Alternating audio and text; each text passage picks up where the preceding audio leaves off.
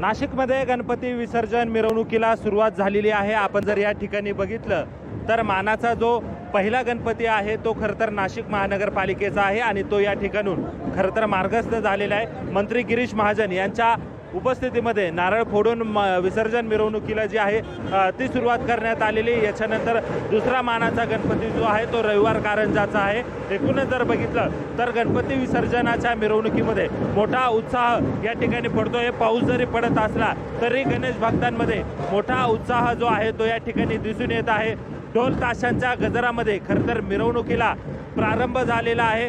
एकूण जर बघितलं तर 25 मंडळं जी आहे ती या नाशिक मध्ये जी आहे ती मिरवणुकीमध्ये सहभागी झालेली आहे। आणि आपण जर आता या ठिकाणी बघितलं तर ढोल ताशांच्या गजरामध्ये गणरायाला भावपूर्ण जे विसर्जन आहे ते देण्यात येणार आहे। एकूणच जर बघितलं तर गणेश भक्तांचा उत्साह या ठिकाणी मोठ्या प्रमाणात दिसून येतोय। तर दुसरीकडे जर बघितलं तर पोलिसांचा देखील मोठ्या प्रमाणात जो बंदोबस्त आहे तो या ठिकाणी तैनात करण्यात आलेला आहे।